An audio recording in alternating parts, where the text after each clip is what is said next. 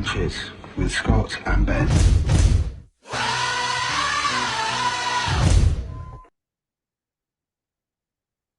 Packing Punches, episode 18. It's me, Scott, and back with Ben. Ben, how are you, mate? Mate, I'm really, really good. What a cracking weekend of boxing we had. That was really enjoyable. Hmm. It's rare that you enjoy a card like you did, and we're having good fun talking while it was on. And yeah, Yeah, which one? start to finish from the before the bell on YouTube, right the way up to the main event, which I said I didn't really care for, but man, I was excited the entire evening. Yeah, really good, really good. Uh, should we start with Lauren Price? Unfortunate, the head clash, which was absolutely pissing with blood, wasn't Oh, it? it was a And brutal cut, wasn't it? it's I think Jumbo was in the corner as It well. was, yeah. Jumbo was in the corner. Yeah, doctor, stop it. Just feel Florin, really. Yeah. I mean, it was a great performance still from her. She is so slick and so classy. Yeah. And this, for people who don't know women's boxing, that was no pushover opponent. Mm. Do you know what I mean? She's top level elite women's boxer, 18-1, I think her record was. The pronunciation of her name's escaping me, so I won't embarrass myself. But yeah, class from Lauren. But yeah, I mean, she looked like she'd been shot in the head. It was a hell of a cut. Yeah. It was all Quentin Tarantino style. It was. It was. But yeah, the doctor didn't have a choice. Torture you. I like that. I like that. So yeah, and then wow, you messaged me because I was still out. I was coming back from the football. Didn't get to see Florian Marcus. So I've rewatched it. So he didn't throw a punch until he smacked him in the face, and then that was it. It was Yeah. he was just when he walked up to Dylan, I thought he looks chilled, Florian, and I think maybe because I knew the result, but he's just waiting, just biding his time, feeling him out. Dodged his head, bang. It was actually a very good performance. I know you can't first round knockout. You're going to say it's a good performance, but Florian showed a bit more boxing nous. Yeah. Yeah. And I think that's down to some. I saw someone online put the question forward today, which is Grant Smith the best trainer in the UK at the moment? Potentially. And if you just look at what he's done with Marku, I think it's an incredible transformation from the guy. It was fantastic. Yeah, that was fighting before. And I mean, I said I didn't think this would go 3 rounds, but I thought that would be because of Marku's aggression. Yeah. Not, I'm literally going to wait until you throw that one shot I know I can come over the top of. It was lovely as well. Yeah. It was a lovely. You know when you like. Yeah. And initially, I thought it was actually an early stoppage, but when I watched the replay, I thought, you know what? That's why these refs are A-star referees, because they got that spot on. They did. And I mean, we know Florian's hard. He looks it, he backs it up, but he's a street fighter. If you put that boxing into him, he's going to do some damage if he keeps that going. Yeah. Dylan's no mug.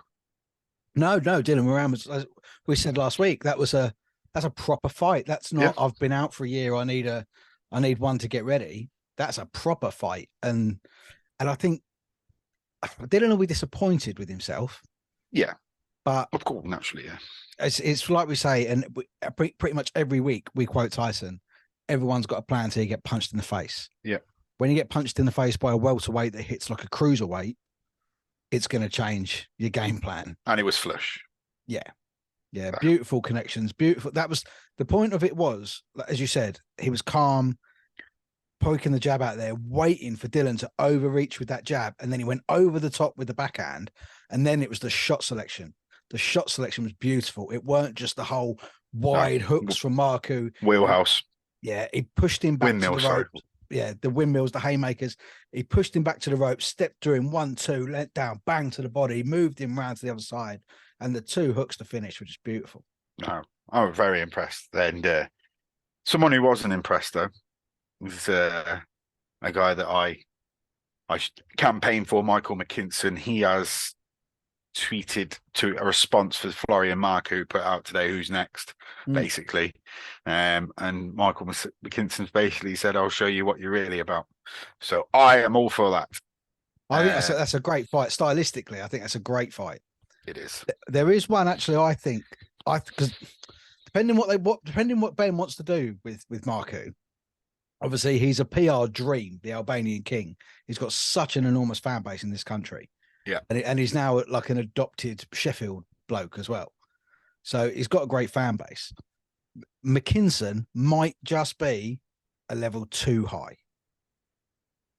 But no one, as we said, but no one wants to fight McKinson. He's had that McKinson's problem got for to do years. something. But the one I would love to see is Stephen McKenna. Okay. That's probably the same as the Moran fight. It doesn't go 3. It's just all out war. But they're around the same level. I think McKinson is above.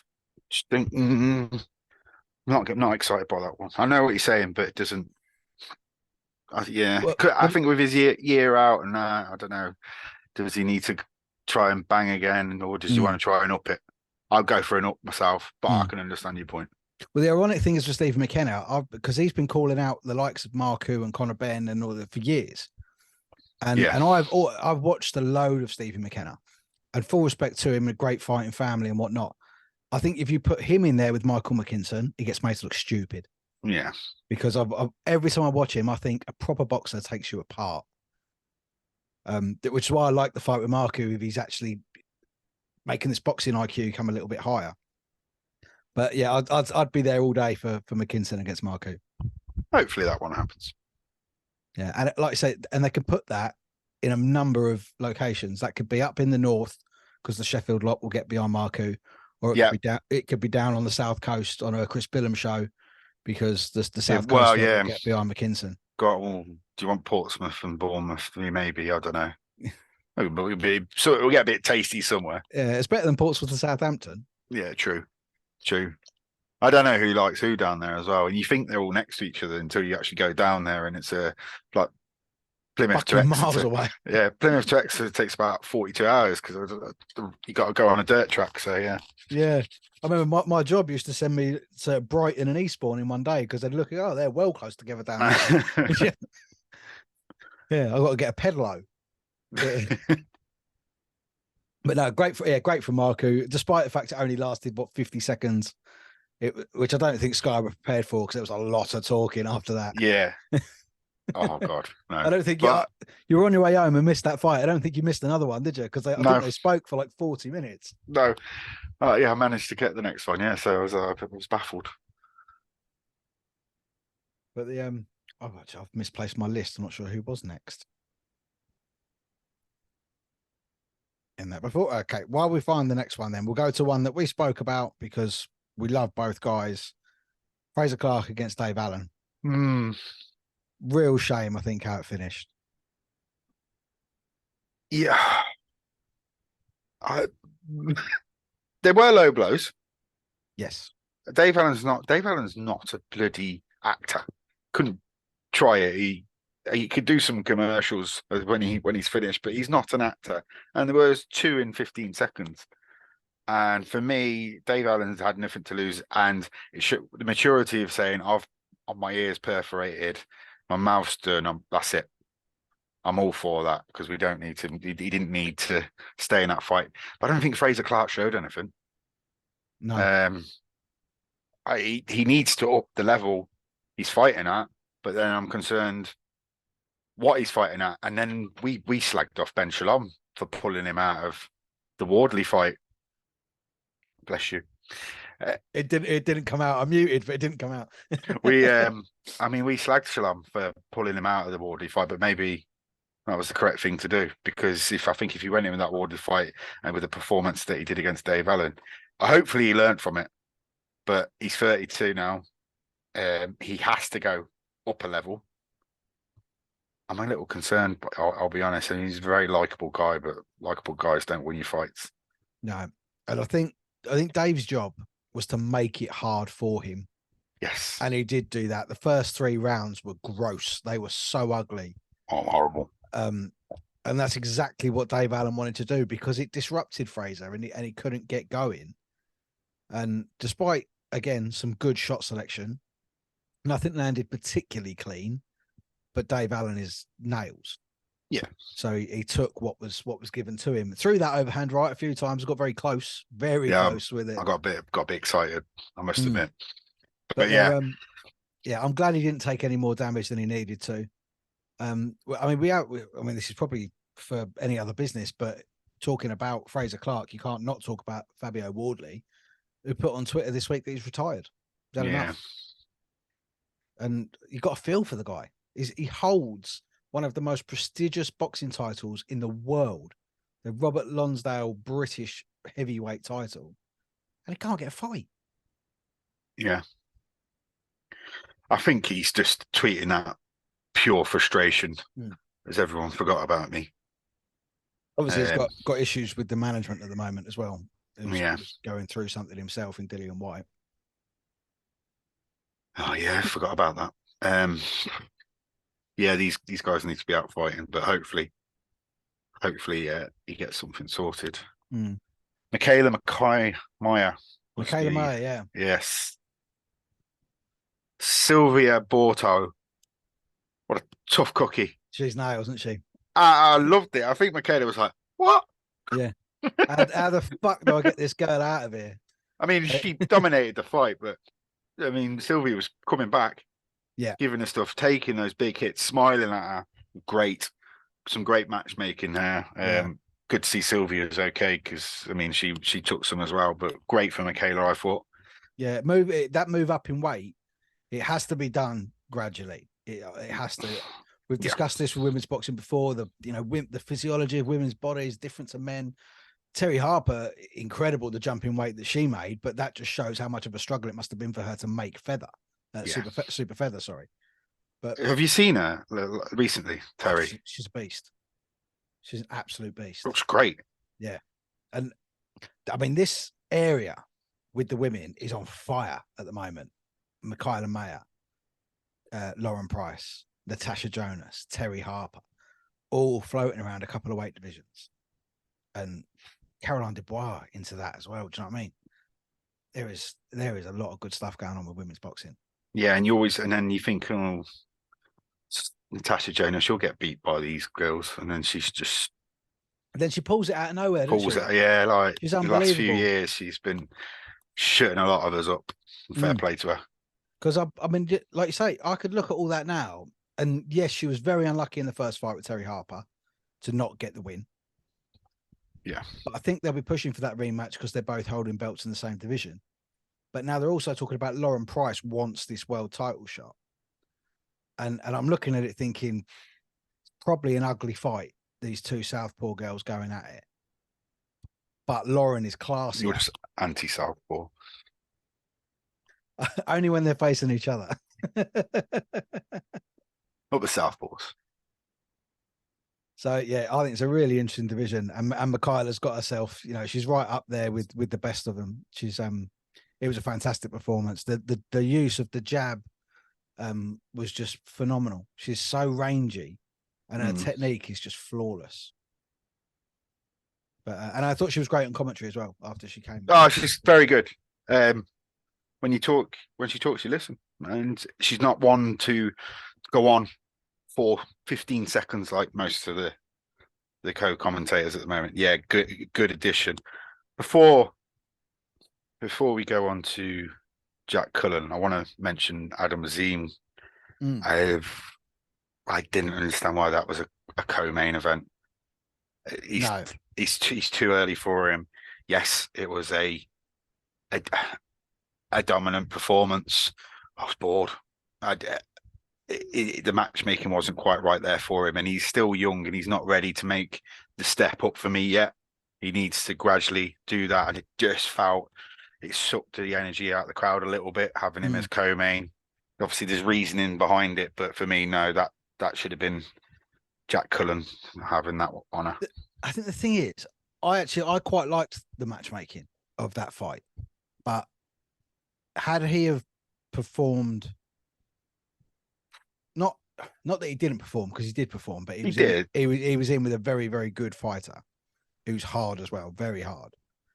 But I think had he have put on one of those performances that he's had building up to that, the crowd would have sort of stayed up with it. But the idea was to try and give this kid a challenge, and Fanyan was a massive challenge, and took some big, hard shots, very clean, and did not go anywhere. No. And what But was you were bored. I wouldn't say I was bored. I was more interested watching Adam Azim trying to figure out what he was going to do next. Yeah. Because everything that he normally tries that works successfully just weren't happening against Panya. It's character building. And I think that's what they needed with him, because he ain't learning nothing by blowing people out in 2 or That's 3 true. rounds. So I think Shane was quite happy to get them 10 hard rounds under the belt as well. I thought the cards were slightly wide. I had it 97, 93. But it was I had it quite like maybe I had it wide. I did have it wide. But I don't know what I put down at the time. But that's the styles, isn't it? Different. I like aggressive counter punching, and that's all you can really do against Adam Azim. But I was buzzing with this one. Yeah, I will put my hands up in the air and say I got this well fucking wrong. Well wrong. Little Levers, meat cleaver. Imagine that. Where you from, mate? Little Lever. Okay, that's your name then. Like you're gonna have to be meat cleaver. But surely no one told him to get a North Face tattoo on his back. Well, he can't see it. Yeah, but I mean, surely he's getting paid by them. There must be some sponsorship in that. I have no idea. I have not heard anything like that. But I love a left hook, and it was a beaut. And it's the age old. I've got to get up straight away. And it was. I'm glad he went back down, because I don't think he would have. He weren't coming back from that, and his equilibrium was fully gone. But just the joy on Cullen's face, and it just shows how good that Pachicho is. I think he'll go on to very, very big things. But it gets Jack Cullen back in the mix. There's a few British fights I would like to see. For me, I would fully love the Mark Jeffers fight. A local fight as well, Lancashire boys. You could get that one in. I don't know what you think. I think they're probably trying to push Callum Simpson. He was there. He was ringside. They got him on the mic between fights. I like that fight as well. Who did Callum last fight? I can't remember. Oh my god, it was on that Birmingham show. I've gone completely blank. It was a really, really good fight. I think it wasn't Birmingham. It was the same night that Chelly lost to Jeffers, because everyone was kind of thinking, because Heffron pulled out injured, that it would be the winner of that fight would fight the winner of the Callum Simpson fight. So that was, and like obviously Jeffers upset the apple cart by winning that night. Yeah, against Zach Chelly. Callum Simpson beat Boris Crichton by unanimous decision. That was a really, really good fight. It was a proper 10-round war. He's fighting end of the month, Callum Simpson, at York Hall. I prefer the Jeffers one, but I'm not going to be disappointed if there's a British 4-5 way there that they can have. Yeah, and they don't do that enough. I don't think they don't put on these big round robins and that. It's one thing. I mean, Ben Shalom, I don't think has done it since he's gone onto Sky. Those boxer shows used to be fucking brilliant. Class, absolutely brilliant. Now it's like, it's boxer. Yeah, I used to love them, like them prize fighting nights. Absolutely superb. What's your favourite prize fighter? What do you mean? What was your favourite prize fighter night that you've watched? I've gone off on a tangent. I don't know if I could pick one. From the boxer ones recently, I like the one that Corey Gibbs won, which I think was the light welters. Mine's is terrible because it's old school. And remember, Tony's did it. James Tony. Yeah, that's really bad. Oh no, he shouldn't have been there, but I thought it was class. Anyway, sorry. But yeah, I hold my hands up. I got it well wrong. Beautiful left hook on the inside. I think Mark Heffron looked incredible on the scales, but was very rusty. And weren't the only one that was rusty though, was he? Well, he jumped up too early, didn't he, as well for that? But yeah, I mean, I don't know if Rusty covers it as we go into the main event of the evening. I mean, we've heard some shit come out since it. I mean, he has changed his tune though, Mr. Smith, today. He has congratulated Chris, said he put in a hell of a fight, honours even. And do you know what? I'm really pissed off with myself because I said, oh, I love Chris Eubank. And I was thinking, I can't say I want him to, he'll win. And I said Smith would win. When reality, I just wanted Eubank to win. £42. There's no excuse from that. There's no excuse. What's that? £42 is £3 is it? Yeah, it's getting there. What? Yeah, it's £3. Yeah. No, it is. And Yeah. you're on a pay-per-view main event and your fans are watching you. And I know there was injuries and it might have been dates, but £3. No, I think that's ridiculous. Yeah. And I think he said sorry to his family and his fans, but it's criminal for me. He just shouldn't have bothered. If he was wanted the money, needed the money, maybe, I don't know. Yeah, I mean, the money can be the only thing, because if you're struggling with those injuries and then you're putting on 3 fucking stone, then you're not ready to fight. And to say in the gloves are off, I don't want to hear no excuses. Are you about you? When what Eubank said was factually correct. Yes, I know he won the fight, Smith, but he did take an elbow. He was winning the fight. But, you know, a fight can change in a millisecond. I was just, I've had this, I've had that. Shut up, Liam. I wasn't having it. And I'm glad to see he's had to let the dust settle and come out today and said, okay, hands up. Yeah, but I think he's frauded his fans.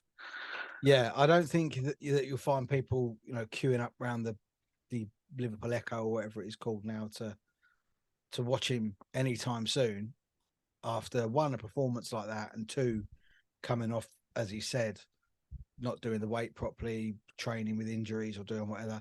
I did point out to my wife, who I think was kind of watching and humouring me as I was talking, really early, about the ankle thing. I saw it. I saw it roll. So I saw he was having an issue with that. The ring did actually look quite springy. When you look close up, that floor did look soft. Yeah. Which I'm sure Mike Goodall won't be appreciating. But he went. Everyone was in the same boat. Yeah, everyone had to fight in that ring.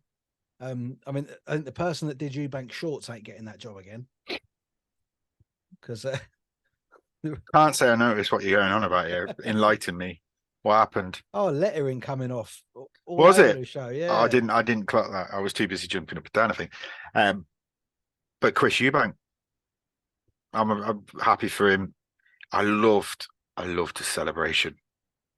I thought that was classic. Eubank. Throwing the towel out of the ring. No, well, a little bit before, he just walked to the middle of the ring and stared, and I thought class. Like not jumping up and down, just like his dad. Exactly like his dad. And I thought, go on, lad. And he said he wasn't. He said, I don't care that people thought I didn't win. That me winning isn't for them, it's for me and what I can do. I don't know who he wants to fight. I know he's got a hard on for Triple G. Yeah. But the money will be Conor Ben. The money will be Conor Ben. Which Eddie has said he wants it to be UK, but has kind of basically said Abu Dhabi are putting the money up for it. So I don't think we'll see it on these shores. No. It also skips over UK boxing approving it. Just gets it out. It just negates that, doesn't it? So I don't think I want to see it, because I don't know what weight you're going to put it on. I don't want Chris treading and looking like how terrible he did before. No, I think he looks in great shape now. Conor said on 5 Live podcast with Buncey that he'd do 160. Okay. He'd happily do 160, which is what the fight was made at Saturday night. I think it was a good performance from Chris Eubank, because he's got, which when we discussed him before, I'd said he's his technique is excellent. It's Mm. not built from a extensive amateur career and extensive training. It's almost No. like a natural talent that he's got. His uppercut particularly is just exquisite. Looks so smooth as well, though, doesn't it? Yeah, and it glides. It comes through like almost like a spear, and it when it comes up and it just through the guard, pop, and it doesn't even look like he follows through on it, and it is just it makes contact, pushes through the target, and bang, it comes away, and that's what sunk Liam Smith in the 4th round down to his knees, and from then on, the fight was over. It was. You can give Smith props for lasting 6 more rounds on 2 rolled ankles and without his brain fluid flowing properly. Yeah. But I think it was more Liam Smith being really poor than it was Chris Eubank. I'm not going to disagree with you on that point, because Chris, he did miss a lot of shots as well, but I think that might be in a little bit of excitement getting to him. I just got really excited as well. I just got a message to say I won a competition. I love that stuff. What have you won? I have won a Taylor Hawkins Memorial ice hockey jersey. Oh, fair enough. Yeah. Which I won't be keeping. I'll be giving it to my best mate because he's the biggest Foo Fighters fan in the world. Class. But yeah, no, I think the annoying thing is with Chris Eubank, right? And I might have gone off on him a little bit last week when we were talking about it. Saying perhaps he didn't have that killer instinct or anything like that. In the ring, he's clearly got no issue with flicking the switch and hurting someone. That's not a problem for him. My problem is after the fight, he's then calling Conor Ben, Gennady Golovkin, Kell Brook. All these fighters do is get you money. That is it. What is this sport about? Because if it's just about money for you, then go and fight the YouTubers and make money there. This sport is about belts and titles and standing up on top of the ring and saying, I'm the fucking best in the world. He doesn't want to do that.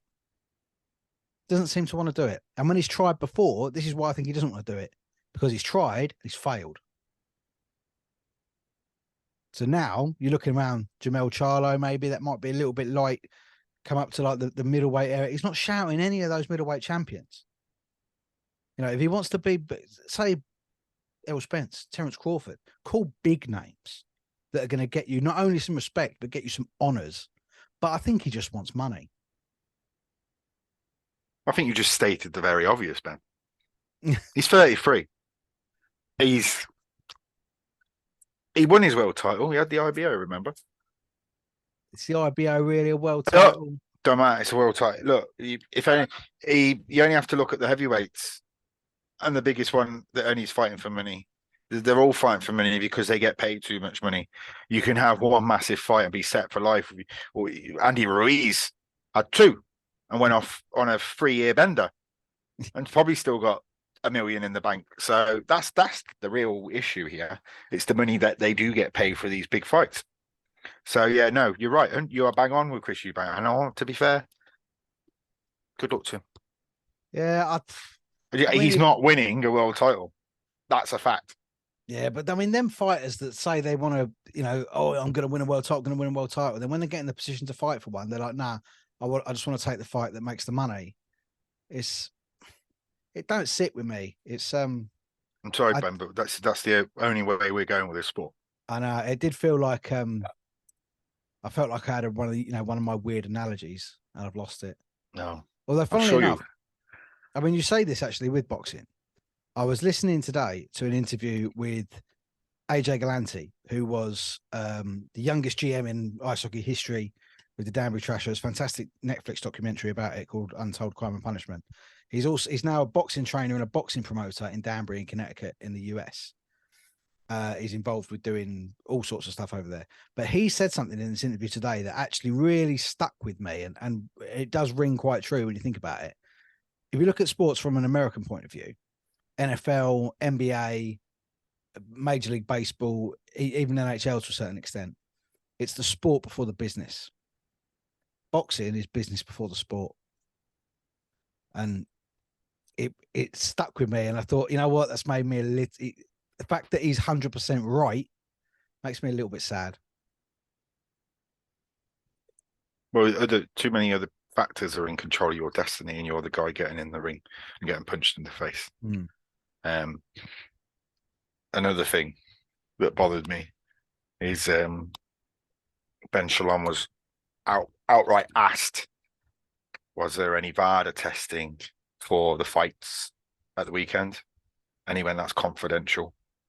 It's not, because VADA announce what fights are testing. So to lie that you're going to get called out on, I don't get it. Just doesn't want to pay it. And I think with everything that's going on, the reason why we're finding all these adverse findings is because there's more testing. I think with UCAD, you might get tested 2 to 3 times and maybe get tested the night before, which you won't find out till after anyway. I think if you had VADA, you're doubling that, maybe tripling it. And that's why we're finding this. But Eddie said he put some figures. He said it's 30 grand per fight. Per fight, yeah, for drug testing. And Ben Shalom, Frank, I don't want to pay that. And this is where Matchroom will show and just take it. He said, look, you've all had a pop at me, so let's do VADA on every fight, every pay-per-view at least. He says, I'm just going to do it for every fight. It's going to cost me thousands. He went, but I can do it. And I loved it. And yeah, but then if you look at the adverse findings, though, they've all been from Matchroom. Huh? Well, can you blame him for Elenius? I don't think you can. No, you can't. But I mean, that was on his show. Yeah, that's fair. You know, Alicia Baumgardner fights on his shows. But then Ben fights on his shows. He's been doing the VADA testing. So is he weeding them out by doing it that way? Yeah. If he's saying, well, Queensbury and Boxer and whatever and Joe Blogs and Cali, they're not doing it, then they're not going to find it. So they can't all sit there and go clean cut. But if he goes, actually, you lot start doing VADA, and then their asses might fucking clinch a little bit because they probably know that a couple of their guys are on it. Yeah. But I'm not opposed to what Eddie's saying.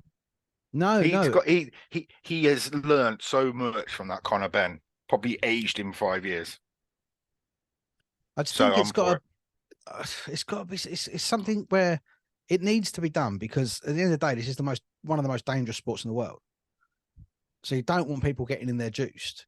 So they need to make it easier and cheaper to test in the thing, or start making it part of the pack. You know, when you say to, your Tyson Fury, you're going to fight Alexander Usyk for the undisputed heavyweight championship of the world. The fight purse is 100 million. There's 40 million to you, 40 million to Usyk. The winner takes an extra 10. The other 10 million is going into testing you both right away throughout the camp, and testing perhaps everyone in your camp as well, to make sure they're not handling anything that shouldn't be handled. Yeah. Which with the smaller fights, admittedly, is going to be really hard to do. But with the big fights, there's so much money in there. And I've been a big supporter of people suggesting that fight purses, especially for undisputed fights where both people are holding belts, is split the purse and then have an extra bit for the winner. Because looks like some of them need this incentive. You're right. Yeah. And they all love a bit of money. But at least now we're talking about belts as well. Well, that's true. Money's great, but can you put money over your shoulder and stand there and say, I'm the best in the world? You can say, I'm the richest fucker in the world. I agree. But no, it's all about belts. It's all about belts. I've got one. It's hidden away over there. I won it in a sparring match. I got one. Yeah. I don't even know if it's still over there. It might be. There's a whole pile of stuff over there. But I stood in on like 2 days' notice for a fight. Yeah. And I lost on the cards. But like literally that was on Saturday night. On the Tuesday night, I was back in the gym, and the kid I fought's in the gym. I'm like, come on in.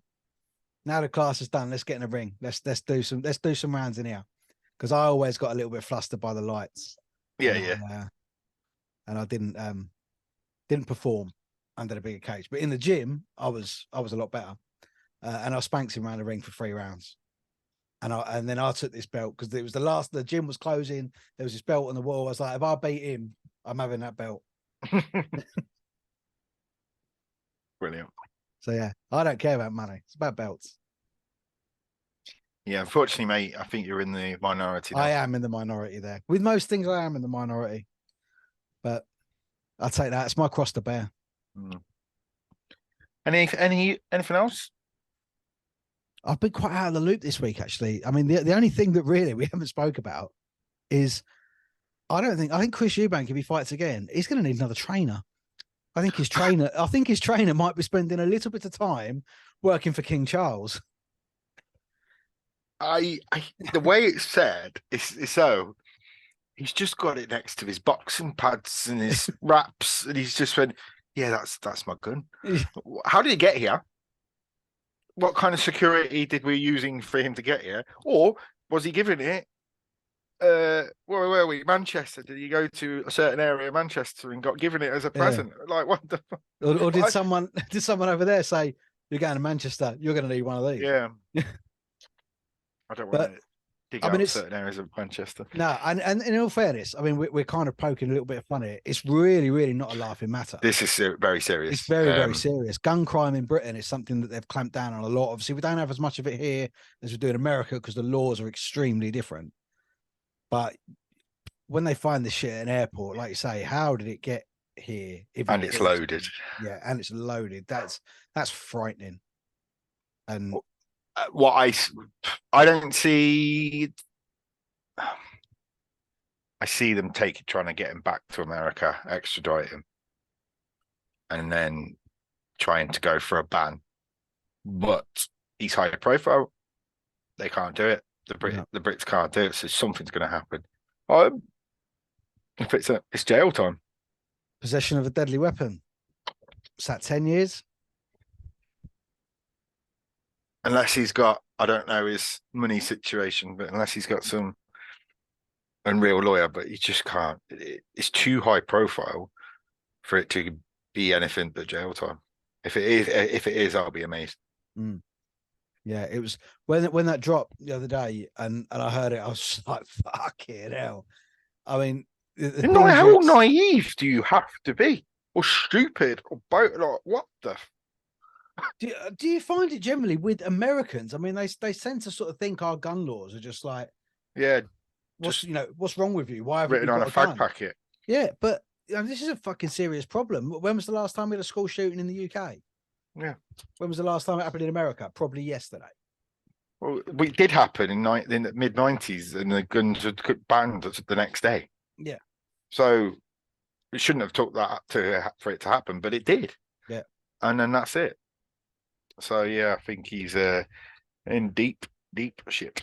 Yeah, which is, I mean, going back to the boxing side of it is a shame, because I think that Chris Eubank has sometimes looked like he's stuck between styles. And he finally looked very comfortable on Saturday night with what he was doing and what he was being asked to do. Yeah. But yeah, I think if he's fighting again, he's going to need a new trainer. Because if anything, like you say, even if they do manage to extradite him, he ain't going to be allowed to come back here. He's run out of trainers, hasn't he? He's been through some. But yeah, that was, I can't believe we almost forgot that. It's because we're anti-guns. It's got, we are, well, apart from these bad boys. I think we should end the episode now. Yeah. 2 tickets to the gun show. Bomax got the tickets. Tails in.